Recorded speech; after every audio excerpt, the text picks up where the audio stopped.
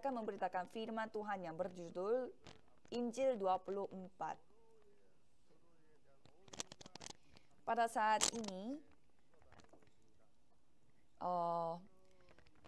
negara Korea Selatan mempersiapkan pemilihan umum untuk presiden, dan begitu banyak kritik dan pandangan negatif muncul di atas permukaan.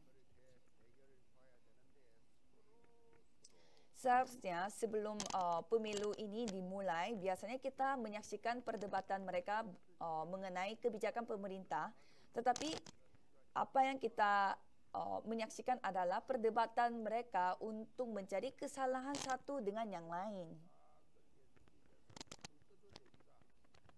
Mereka saling mencari informasi yang tersembunyi satu dengan yang lainnya untuk membongkar rahasia mereka dan menunjukkan kesalahan mereka. Dan pada saat saya melihat dunia politik yang terjadi di negara Korea Selatan ini, saya merasa negara Korea Selatan masih sangat tidak maju di bidang politik ini. Sebenarnya kritik ini akan melahirkan kritik yang lebih besar lagi, sehingga kritik itu tidak akan selesai, tidak akan berhenti. Kalau kita mengkritik seseorang, pastinya itu akan kembali kepada diri kita. Jadi dengan kata baru-baru ini, pasti kita akan menjadi baper.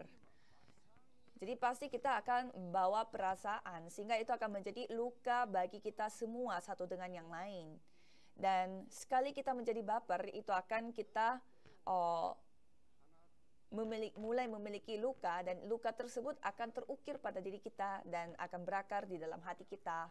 Dan itu akan menjadi fisik bawaan kita, kebiasaan kita untuk menjadi orang yang memiliki luka.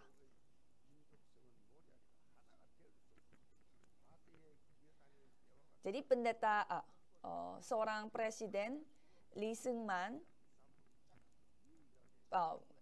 yaitu presiden Korea Selatan sebelumnya, dan ia mengatakan hati rakyat negara Korea Selatan ini seperti tanah pasir karena tidak bisa bersatu.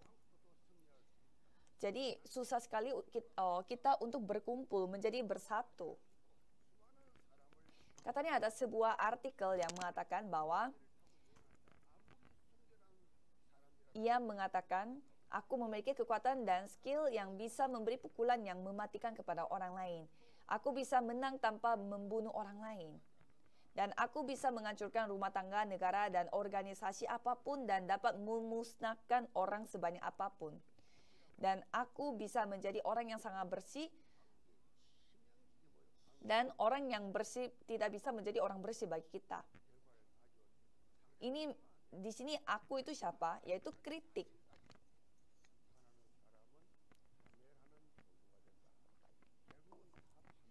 Orang yang suka mengkritik itu akan memancarkan racun kepada orang lain, dan pada akhirnya kritik itu akan menjadi alat untuk memusnahkan orang lain dan juga dirinya. Tetapi kritik itu tidak hanya terjadi di dunia, tetapi juga sering terjadi di dalam gereja. Oleh karena itu, Rasul memberi peringatan dan juga pesan yang mengisi penyadaran kepada anggota jemaatnya. Pada zaman itu, di dalam gereja Roma, begitu banyak orang Yahudi yang terjebak dalam hidup legalisme dan mereka suka menghakimi orang lain. Sehingga Rasul Paulus memberi pesan kepada mereka bahwa mereka harus sadar diri dan harus kembali di hadapan Tuhan. Dan satu sisi kita bisa menyaksikan mengapa kita harus hidup Injil 24 jam. Maksudnya Injil 24 itu kita harus memikirkan Injil 24 jam sehari. Jadi bagaimana caranya kita bisa selalu memikirkan Injil 24 jam? Karena iblis ini akan terus keliling di sekitar kita seperti singa yang mengaum-aum dan mencari orang yang dapat ditelannya. Sehingga iblis itu akan terus mencari celah-celah kita supaya kita tidak bisa bersatu. Alat yang sering dipakai oleh iblis ini adalah kritik dan juga menghakimi orang lain. Sehingga kita suka memiliki kebiasaan yang suka menghakimi orang lain dan menilai orang lain dan memandang secara negatif apa yang dilakukan oleh orang lain.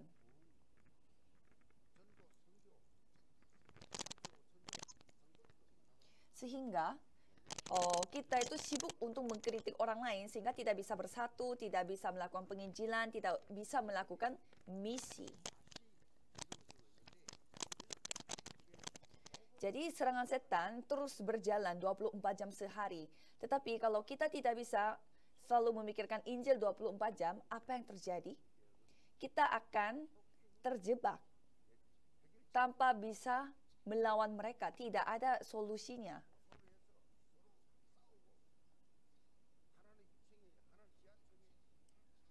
Sehingga banyak sekali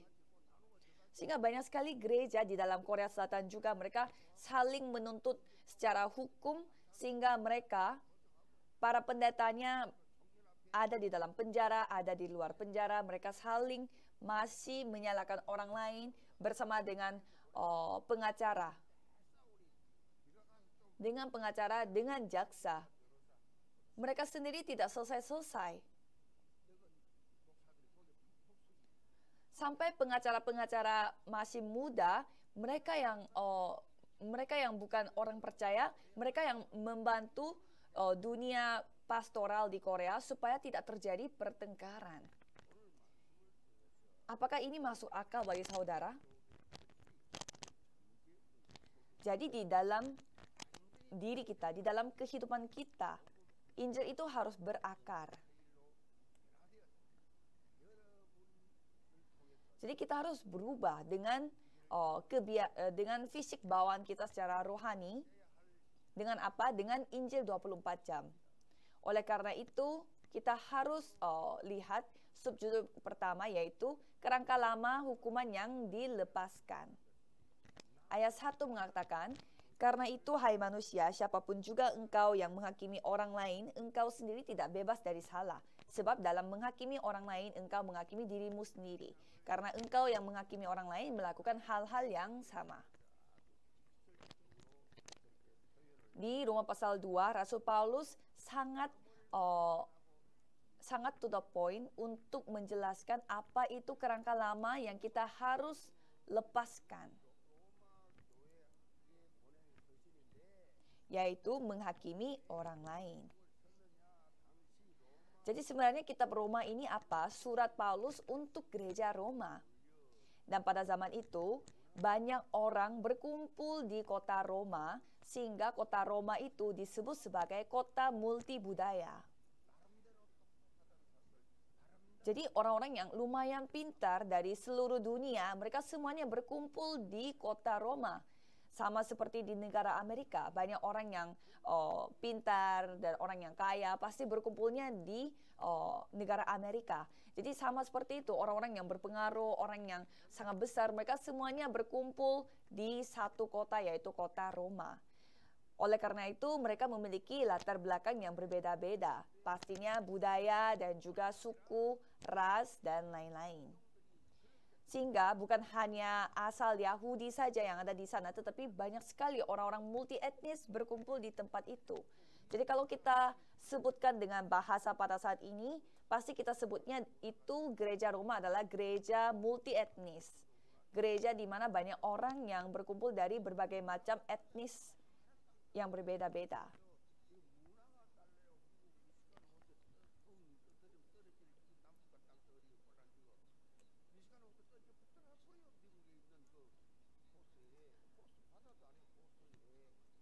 Jadi negara Korea juga sangat kecil. Tetapi kota Roma itu sebesar negara Korea Selatan.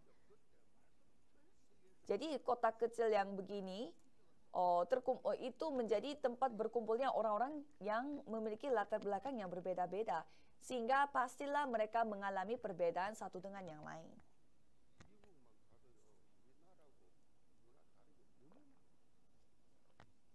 Coba saudara pergi ke negara Amerika. Beda sekali budayanya. Contohnya, kita makan sup aja berbeda caranya. Kalau di budaya Korea sama budaya Korea Selatan dan juga budaya negara Amerika. Beda sekali budayanya. Kondisi yang seperti ini, orang-orang yang memiliki orang-orang Yahudi, mereka suka menghakimi orang asing. Mereka terus menilai orang itu, menilai orang asing, padahal mereka adalah orang yang percaya kepada Yesus. Apalagi pada saat mereka menghakimi, mereka pakai apa? Mereka pakai hukum Taurat. Karena mereka mengetahui hukum Taurat. Sebenarnya hukum Taurat itu apa? Yaitu apa yang Tuhan kasih kepada Tuhan Allah. Dan hukum Taurat itu sangat baik. Jadi hukum Taurat itu apa? Semakin kita mengenal hukum Taurat, pastilah kita menyadari bahwa aku benar-benar tidak bisa hidup tanpa Tuhan Allah. Itu yang tujuan membuat hukum Taurat ini.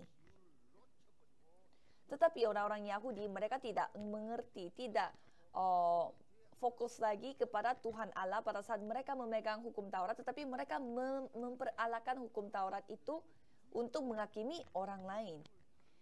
Jadi orang-orang yang terlalu fokus, terlalu berpusat pada hukum Taurat dan juga suka menghakimi orang lain dengan hukum Taurat ini disebut orang legalisme.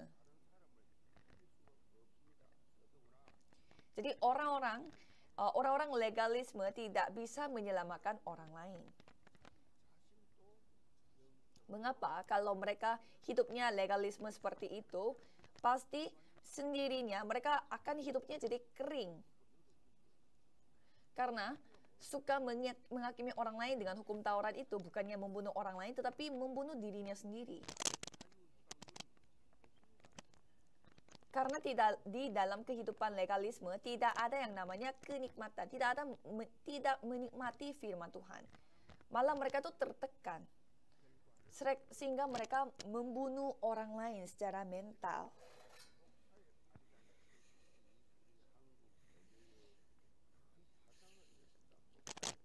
Dulu ada sebuah buku yang berjudul Anak Perempuannya Seorang Pendeta. Dan itu memberi pengaruh yang sangat besar di dunia pastoral Korea Selatan. Dan yang menulis buku ini adalah orang yang menulis buku Anak Perempuannya Seorang Pendeta ini adalah seorang pendeta yang dimana dia adalah seorang anak perempuan dari seorang teolog yang begitu terkenal. Jadi jadi seorang teolog yang sangat terkenal ini, dia itu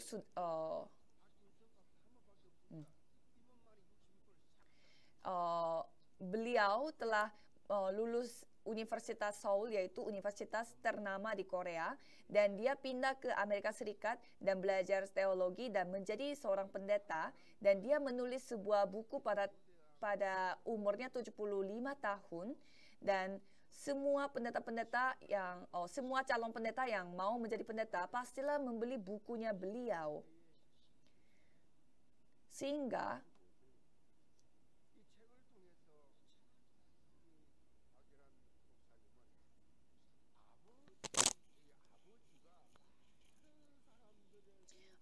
banyak orang yang menghormati beliau.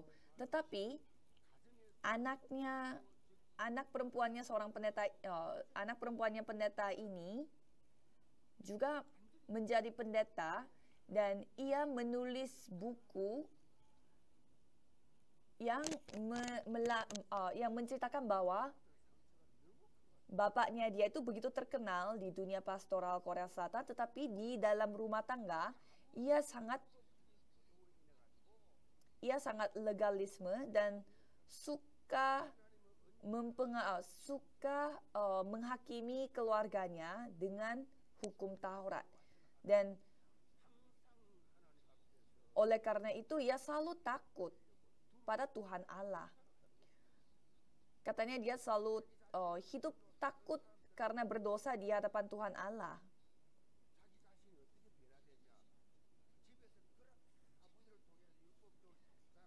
Dan karena dia selalu ketakutan akan bapaknya di dalam rumah tangga dan juga takut berdosa di hadapan Allah, oleh karena itu pada saat ia melihat orang lain, dia susah untuk melihat hal positif dari orang lain, tetapi selalu melihatnya hal-hal negatif dari orang lain.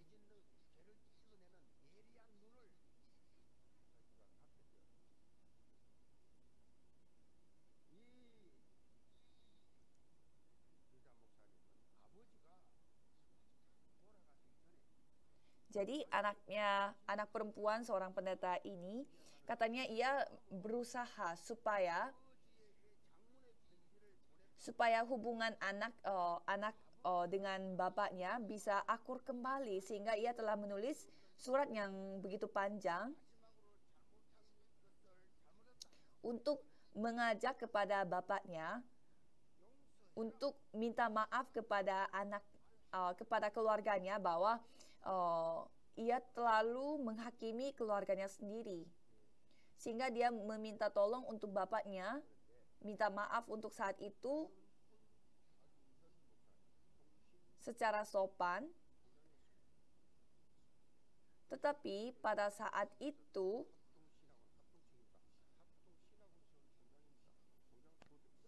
jadi anak perempuan itu pada saat itu berada di Amerika Serikat.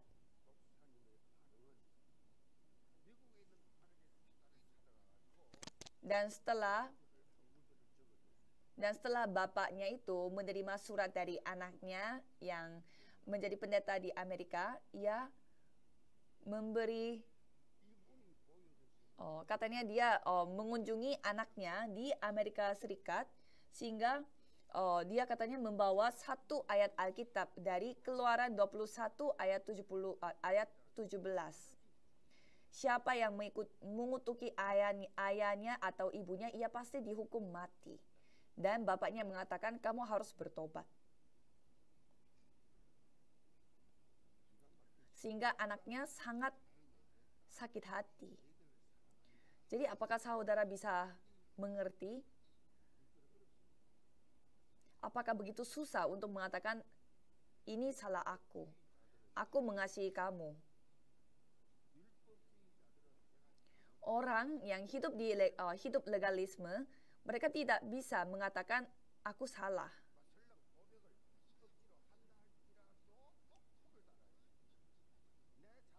Dan walaupun mereka mengakui kesalahannya, tetapi selalu memberi alasan.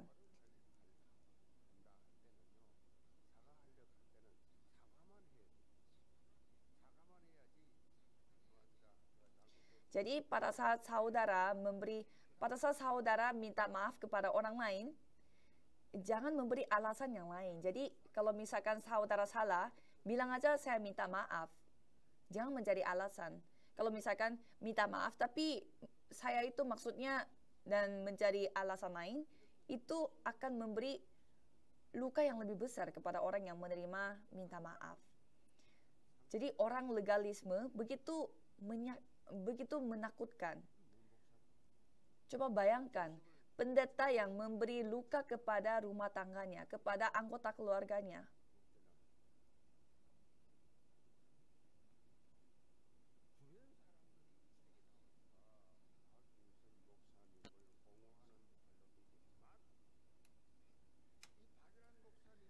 Jadi pada saat buku ini diterbitkan,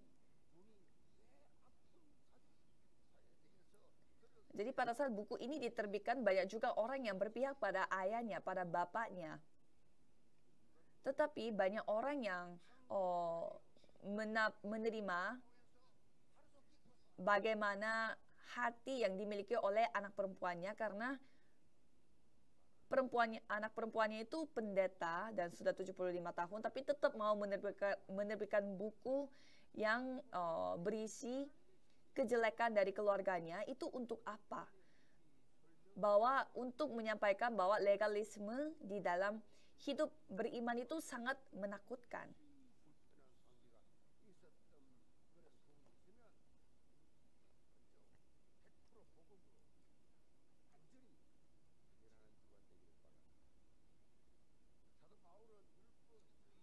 Jadi sama seperti itu, ini kan sebentar lagi bakal Hari Raya Sholal di Korea Selatan. Sehingga kalau misalkan saudara masih ada beberapa anggota keluarga yang tidak enak atau masih ada masalah, biarlah saudara yang mendekati mereka duluan dan menikmati kebebasan sejati.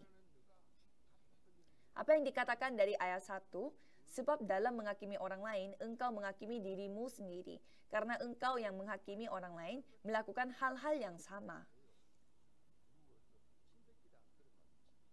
Jadi menghakimi orang lain itu akan kembali kepada diri kita seperti bumerang. Dan Yesus pun mengatakan di Matius 7 ayat 1-3, di sana mengatakan, jangan kamu menghakimi supaya kamu tidak dihakimi.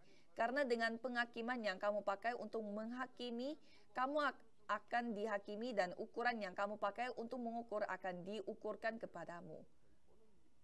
Mengapakah engkau melihat selumbar di mata saudaramu, sedangkan balok di dalam matamu tidak engkau ketahui? Jadi balok di sini apa? Kayu balok yang besar untuk membangun rumah. Tapi kalau selumbar itu sangat kecil, sampai tidak bisa dibandingkan dengan kayu balok. Jadi maksudnya apa? Banyak orang melihat selumbar di mata orang lain, tetapi mereka tidak bisa melihat ada kayu balok yang sangat besar di matanya mereka sendiri.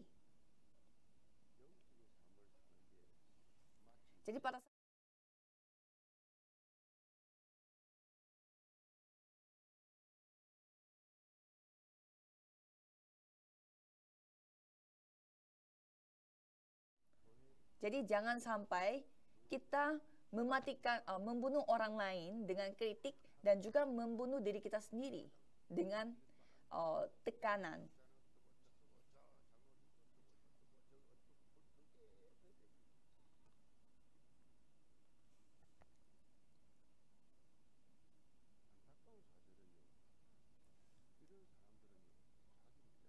Jadi orang-orang yang suka menghakimi orang lain, mereka susah untuk mendapatkan penyadarannya. Maksudnya penyadaran diri.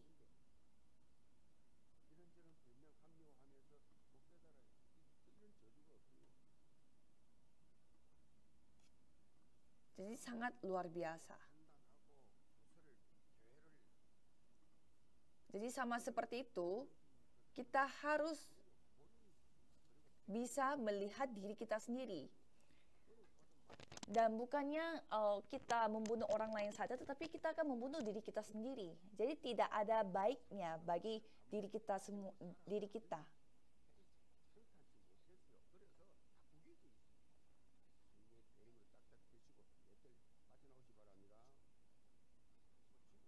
Jadi keluarlah dari kerangka lama saudara.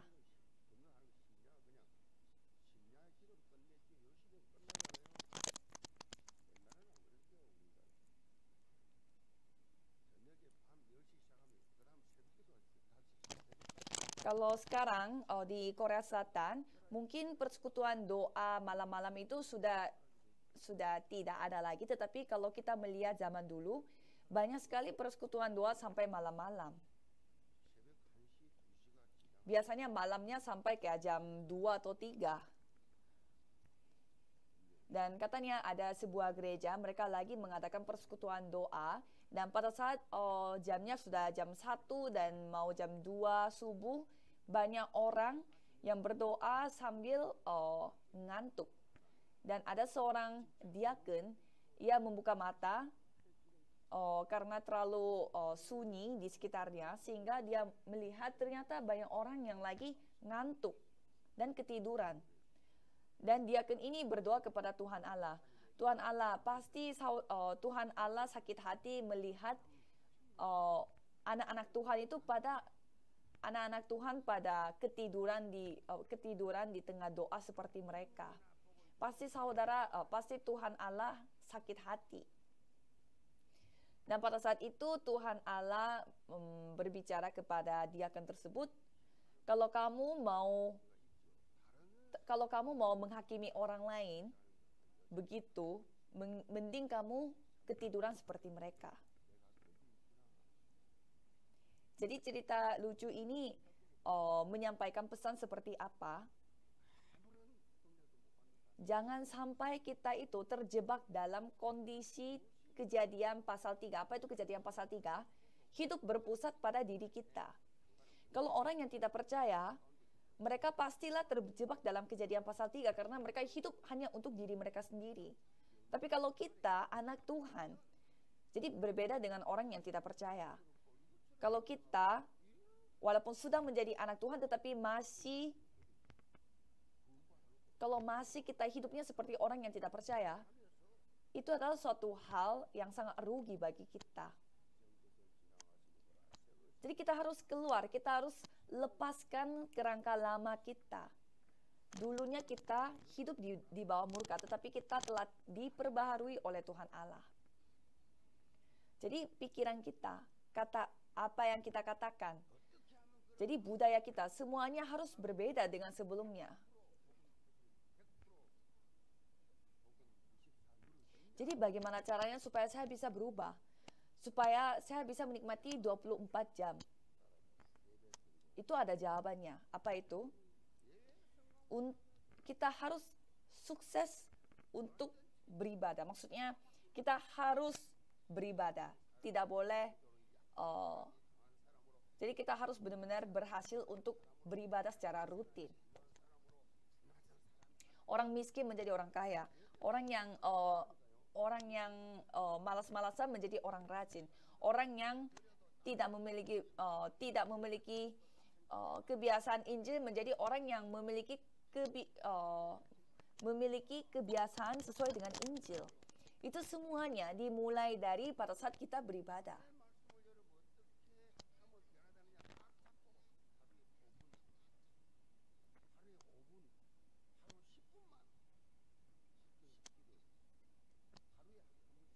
Jadi coba saudara berdoa dengan firman mimbar, yaitu firman yang saudara dapatkan pada hari Minggu. Dan coba berdoa 5 menit saja. Jadi satu hari yang 24 jam, coba 5 menit saja saudara memberi kepada Tuhan Allah.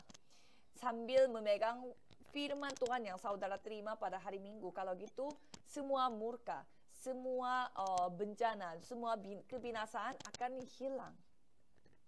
Jangan saudara iri kepada orang yang tidak percaya. Untuk apa saudara percaya kepada Tuhan Allah kalau saudara mau iri kepada orang yang tidak percaya tapi sukses? Kalau saudara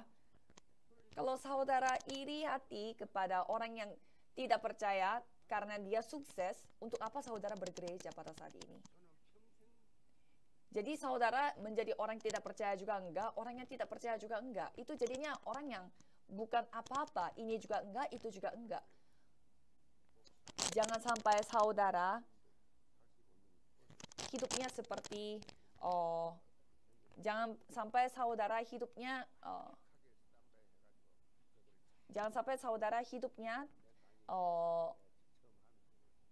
tengah-tengah seperti itu, tapi biarlah saudara jadikan ini sebagai kesempatan.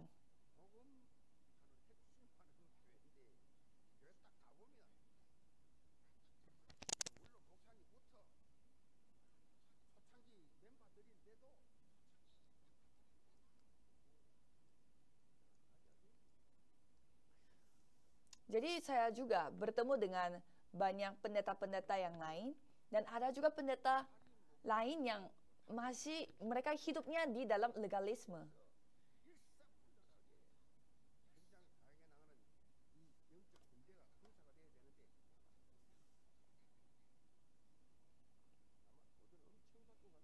Jadi sampai gembala sidangnya aja, gembala sidangnya aja mereka bisa aja hidup legalisme. Jadi kemarin kita bertemu dengan gereja Hana, kita bawa mereka keliling gereja kita ini supaya mereka bisa belajar sistem gereja, dan mereka juga sudah mengambil keputusan bahwa mereka akan coba nantang diri secara rohani. Coba saudara 5 menit saja berdoa. Kalau gitu yang luar biasa akan terjadi pada diri saudara. Jadi saya memberkati saudara supaya saudara bisa menjadi saksi akan hal tersebut. Subjudul kedua, kerangka baru Injil yang dilengkapi. Ayat 2 dan 3 berbunyi demikian, tetapi kita tahu bahwa hukuman Allah berlangsung secara jujur atas mereka yang berbuat demikian. Dan engkau, hai manusia, engkau yang menghakimi mereka yang berbuat demikian, sedangkan engkau sendiri melakukannya juga. Adakah engkau sangka bahwa engkau akan luput dari hukuman Allah?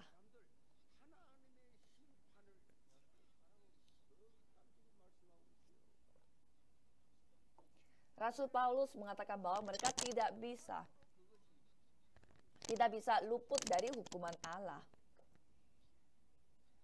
Dan mereka akan menimbun murka atas diri mereka sendiri, dan pada hari waktu mana murka dan hukuman Allah yang adil akan dinyatakan.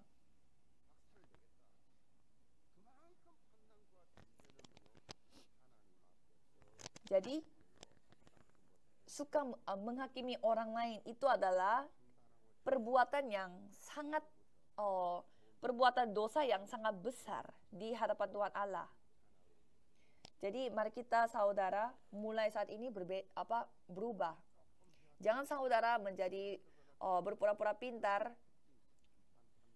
Orang yang biasanya lebih pintar sedikit dan lebih pandai sedikit, mereka suka menghakimi orang lain. Padahal kita harus bersatu. Dia tidak mau bersatu. Karena mereka pintar sedikit, pandai sedikit, nggak mau bersatu dengan yang lain. Jadi mengapa? Karena seluruh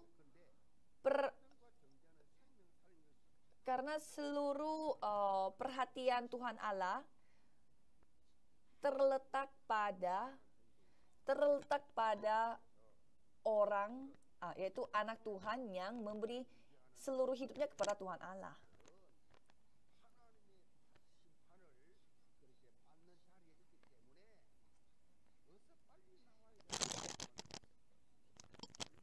Jadi orang yang suka menghakimi akan menghadapi penghakiman Tuhan Allah. Oleh karena itu kita harus keluar dari tempat itu.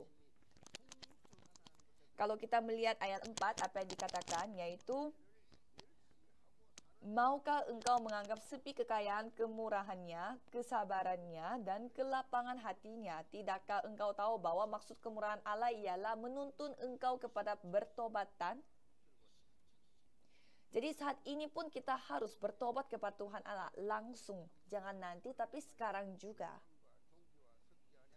Ayat 6 dan 8 mengatakan, ia akan membalas setiap orang menurut perbuatannya, yaitu hidup kekal kepada mereka yang dengan tekun berbuat baik, mencari kemuliaan, kehormatan, dan ketidakbinasaan. Tetapi murka dan geram kepada mereka yang mencari kepentingan sendiri, yang tidak taat kepada kebenaran, melainkan taat kepada kelaliman.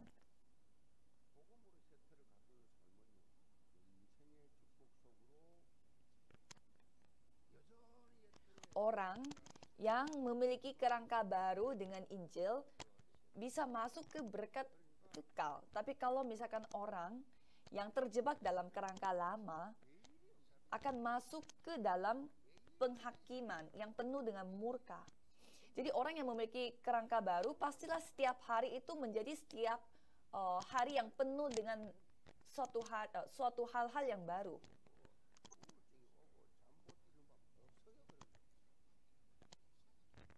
Jadi tidak ada yang namanya bosan, tidak ada yang namanya insomnia, tidak bisa tidur, khawatir ini, khawatir itu, tidak ada. Jadi saudara mengkhawatirkan apa? Mengapa saudara takut? Mengapa saudara depresi?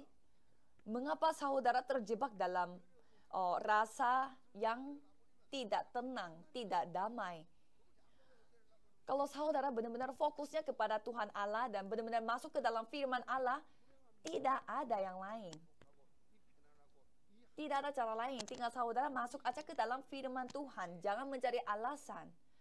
Saudara sudah bersama dengan Gereja Yewan supaya saudara setiap minggu bisa mendapatkan firman baru dan bisa membuang semua kekhawatiran dan ketakutan. Tetapi kenapa masih saudara tidak bisa membuang? Dan ayat 7 mengatakan kita harus mencari kemuliaan, kehormatan, dan ketidakbinasaan. Dan juga kita harus mencari kebenaran. Jadi apa itu kebenaran dan juga kemuliaan, kehormatan, dan ketidakbinasaan? Yaitu mengikuti apa kata firman Tuhan, menuntun firman Tuhan. Tapi, apa itu menuntun perbuatan baik? Dan apa itu menurut perbuatannya yang baik bagi orang-orang Yahudi? Yaitu mereka masih terjebak dalam mengikuti legalisme, mengikuti hukum Taurat. Jadi orang-orang Yahudi, mereka berpikir perbuatan baik adalah kita harus memenuhi peraturan, kita harus memenuhi hukum Taurat. Jadi orang asing yang hidupnya jauh dari hukum Taurat, mereka tidak bisa memaafkan, sehingga mereka menghakimi orang asing. Jadi ini yang ditunjukkan oleh Rasul Paulus.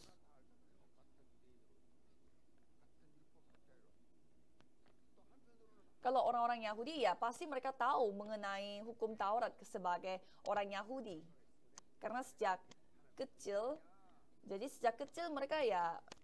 mereka mengerti soal Alkitab. Tetapi hukum Taurat itu bukannya suatu hal yang kita harus nuruti, bukannya suatu hal yang kita harus nuruti seumur hidup, tetapi kita harus membuat itu menjadi alat supaya kita bisa lebih mendekati Tuhan Allah. Dan masih banyak juga orang yang salah paham. Maksudnya kita menuruti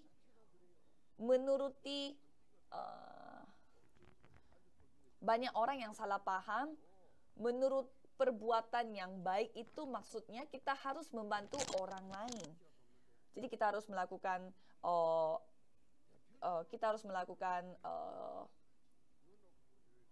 suatu perbuatan yang baik, ya, mengabdi masyarakat dan lain-lain. Emang itu bukan suatu hal yang buruk, tetapi perbuatan baik menurut Tuhan Allah adalah mendapatkan keselamatan.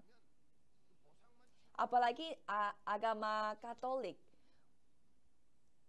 Banyak sekali mereka yang mengatakan kepada jemaatnya, kalau misalkan mereka melakukan perbuatan yang baik, mereka bisa masuk ke sorga.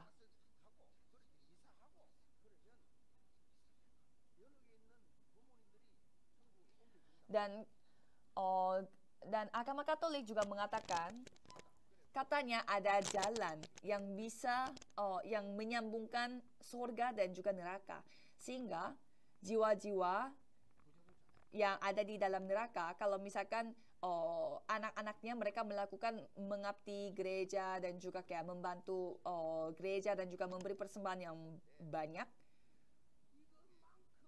rohnya nenek moyang mereka bisa dipindahkan ke surga.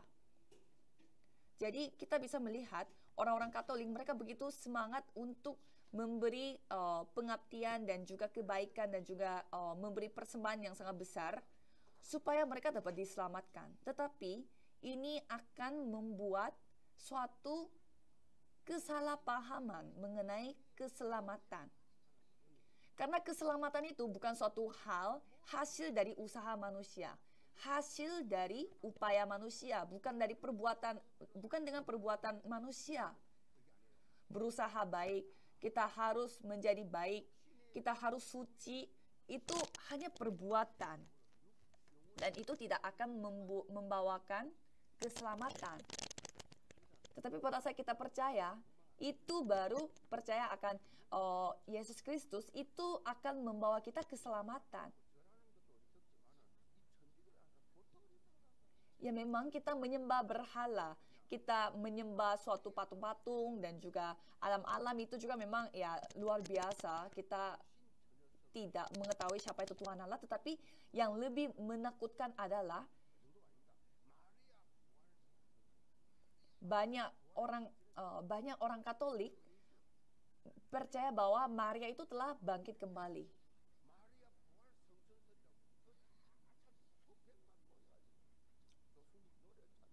Jadi ratusan orang berkumpul menyanyikan bersama-sama untuk merayakan kebangkitannya kebangkitannya Maria.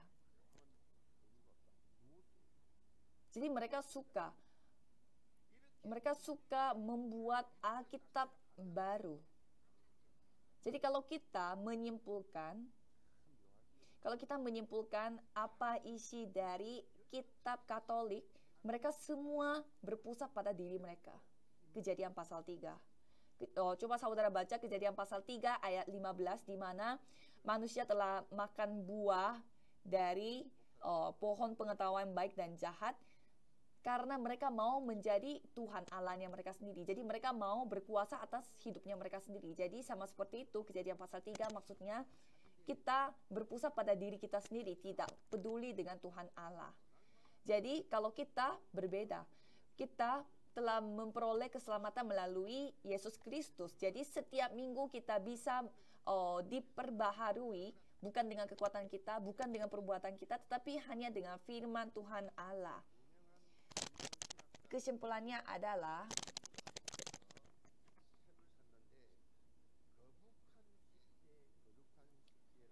ada seorang pendeta yang bernama Eugene Peterson. Dia juga seorang teolog yang sangat terkenal, dan dia telah menulis buku yang berjudul Like Do Your Youth, Growing Up with Your Teenager, yang artinya seperti sebuah mata air pada masa muda kita. Kita harus mengasuh anak kita. Kita harus membuat anak kita bertumbuh. Kita harus membantu anak kita bertumbuh dengan cara Tuhan. Dan buku ini mengatakan bahwa pada saat orang tuanya bertumbuh, anak pun akan bertumbuh. Jadi orang tuanya harus berubah terlebih dahulu.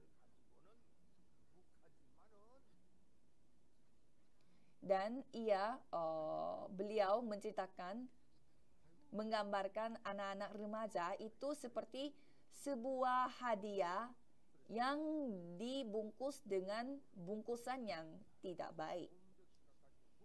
Tetapi mereka adalah sebuah hadiah dari Tuhan Allah. Jadi janganlah kita menghakimi anak-anak hanya dengan suatu hal yang terlihat di mata. Tetapi pada saat kita melihat anak-anak itu dengan pandangan sesuai dengan Injil, pastilah orang tuanya akan bertumbuh, dan orang tuanya akan memiliki wadah untuk memeluk mereka, untuk menerima mereka. Jadi kalau kita hidupnya Injil 24 jam, ya tidak ada masalah bagi kita. I'm okay, you okay, everybody's okay. Jadi aku tidak apa-apa, kamu juga nggak apa-apa, dan kita semuanya nggak apa-apa, kita nggak apa-apa. Jadi mari kita mengakui bersama-sama. Injil itu menghidupkan. Dan kalau legalisme itu mematikan. Jadi kalau Injil itu pasti akan menghidupi orang lain, menyelamatkan orang lain, dan akan membuat orang lain makin bertumbuh. Jangan sampai kita membunuh orang lain dengan hukum Taurat, dengan hidup legalisme. Jadi saya memberkati saudara sekalian supaya saudara bisa menjadi puncak rohani yang memiliki kebiasaan sesuai dengan Injil 24 jam dan bisa menyelamatkan siapapun. Mari kita berdoa. Tuhan, terima kasih pada saat ini pun kami hidup di dalam peperangan rohani, dan kami percaya bahwa Tuhan akan memakai kami sebagai alat untuk memberitakan kasih Tuhan. Dalam nama Tuhan Yesus Kristus kami berdoa. Amin.